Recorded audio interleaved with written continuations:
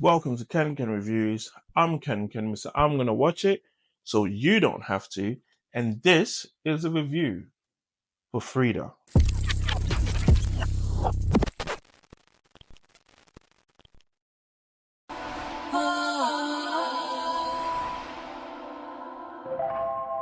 Me pinto a mí misma porque soy lo que mejor conozco.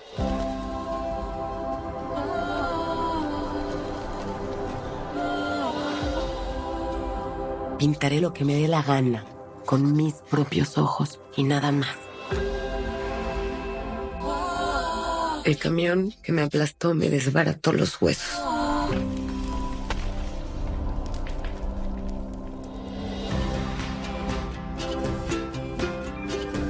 Después del accidente, la emoción clara y precisa que yo guardaba de la Revolución Mexicana fue la base para mi...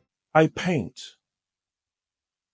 because I need to. The opening words were direct. Basically sums up the relationship Frida Kahlo had with her art. This documentary gives a voice to Frida Kahlo's art, using pages from Frida's visual diary.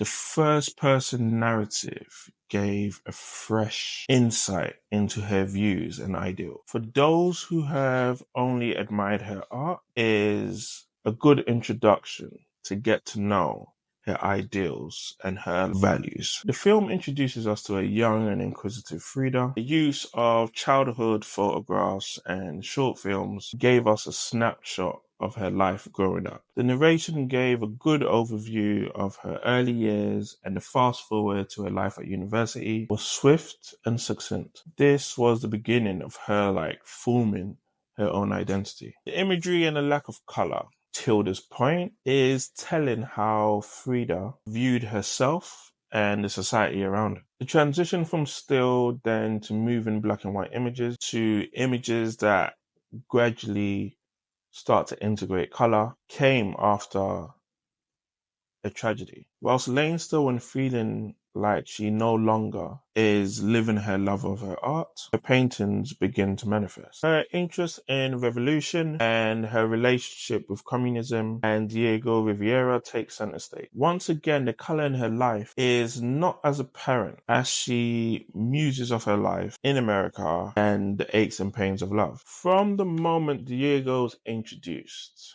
it's abundantly clear that he played a pivotal part in her journey. However, some may argue that Diego stole the show, and this may be true for Frida. He was the driving force behind her art and pivotal in forming her identity through mirroring his works through bright uses of yellows and oranges. Her time with Diego highlights her love of the revolution and her husband. A true communist at heart, she brought the vibrance of Mexican fashion to the United States during the peak of the Industrial Revolution. First-person accounts paint a picture that directly contrasts her internal monologue. Her disdain of capitalism, the ideals of the whole bourgeois, add colorful narration to the dark, smoke-filled undertones of swanky New York jazz cafes. The film ends with the vibrance of Frida's later works, emancipated from her husband, enduring the one thing she knew the most. An engaging portrayal of the life of Frida Kahlo I would actually recommend for anyone who's actually a fan of her art. It's a simple overview